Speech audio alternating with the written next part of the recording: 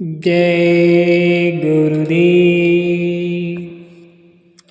एक महात्मा जी थे, उनके पास एक आदमी आया और कहने लगा कि हमारे पास कोई रोजी रोजगार नहीं है, कहीं काम धंधा नहीं मिल रहा, आप कृपा कर दीजिए कोई काम मिल जाए, रोजी रोटी चले।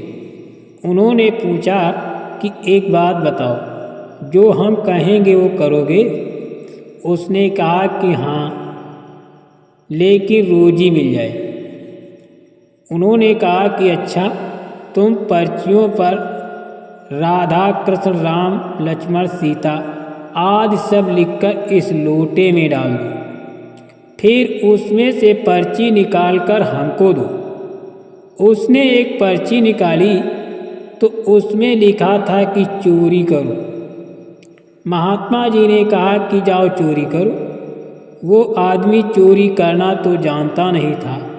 वो चला तो चोरों का एक काफिला जा रहा था। उनके सरदार के पास गया और बोला कि हमें अपने काफिले में ले लीजिए, हम भी चोरी करेंगे।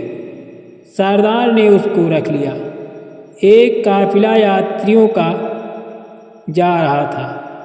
सरदार ने कहा कि जाओ इस काफिले को लूटो। वो गए और काफिलों को लूट और सेठ को पकड़ लाए।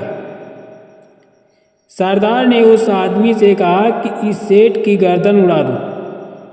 वो मन में सोचने लगा कि ये सरदार ऐसे कितने बेगुनाहों की गर्दन उड़वाएगा और उड़ाए होगा, और भी न जाने कितनों को मरवाएगा, क्यों ना इसी की गर्दन उड़ा दी जाए। ऐसा सोचकर वो तलवार लेकर आगे बढ़ा, लेकिन एक ही झटके में ऐसा पलटवार किया कि सरदार की गर्दन धड़ से अलग हो गई। उसके साथी घबरा गए, सोचने लगे कि ये तो सरदार से भी तेज है, हम लोगों को भी मारेगा। वो भागने लगे तो उसने सबको बुलाया और कहा कि तुम हमसे डरो मत, तुम इस सरदार के कहने पर गुनाह करते थे। ये धन जो लूट का है उसे तुम लोग वापस यानी आपस में बांट लो और कोई धंधा शुरू करो, मुझे इस लूट का एक पैसा नहीं चाहिए। सेठ बड़ा खुश हुआ। उसने कहा कि तुमने मेरी जिंदगी बचाई है, इसके बदले में मैं तुम्हें अपना मैनेजर बनाता हूँ, तुम मेरा काम देखोगे, तुम्हें इस तरह की सुविधा मैं दूंगा। तो कहने का मतलब ये है कि महात्माओं की वाणी कहाँ कैसे फल जाए ये तुम नहीं समझते।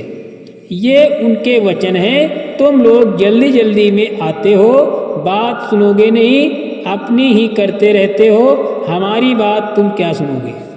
तो मेहनत मशक्क़त की कमाई खाओ। उस आदमी ने लूट का एक पैसा नहीं लिया। अन्न का बड़ा असर होता है, उसका असर भजन ध्यान पर भी पड़ता है, भजन को खराब कर देता है। गुरु का काम है ठगों से बचाना।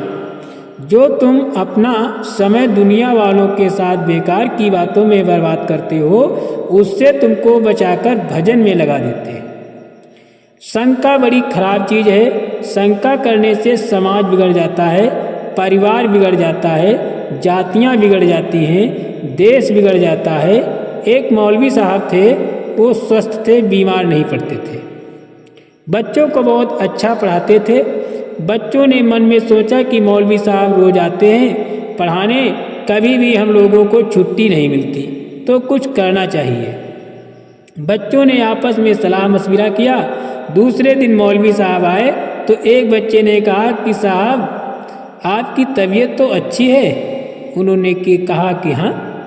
आगे बढ़े तो दूसरा बच्चा मिला, उसने कहा कि मौलवी साहब आपका चेहरा क्यों उतरा हुआ है, क्या तबीयत खराब है? मौलवी ने कहा नहीं। और आगे बढ़े तो एक बच्चे ने कहा कि मौलवी साहब क्या बात है, आपका चेहरा पीला क्यों पड़ रहा है? मौलवी साहब कुछ सोचते हुए आगे चले।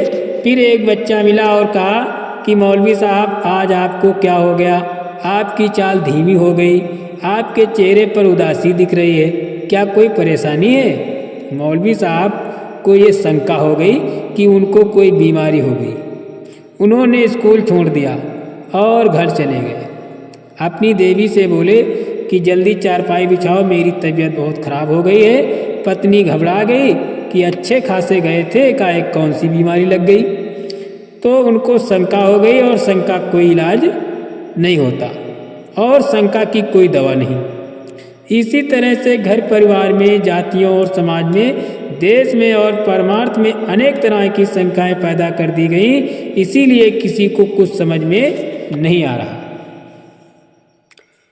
बाबा जय गुरुदेव जी महाराज का संकल्प है ये तो पूरा होगा, लेकिन हमें अपने को बदलना पड़ेगा। अपने वचनों को सुनना होगा और उनके वचनों को सुनना होगा और उस पर अमल करना होगा।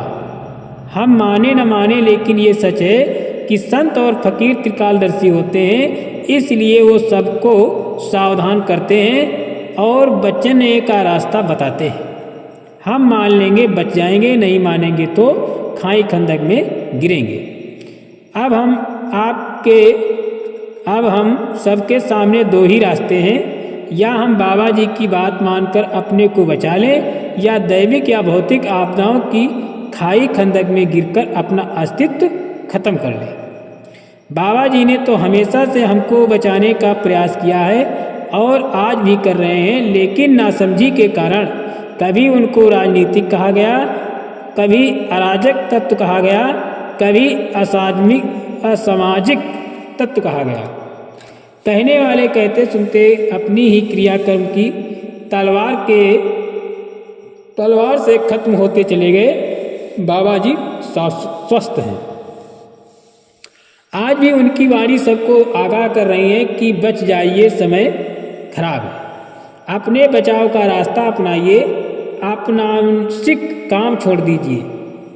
आमनुषिक यानी गंदा काम छोड़ दीजिए, मानवता के काम कीजिए, जीवों पर दया कीजिए।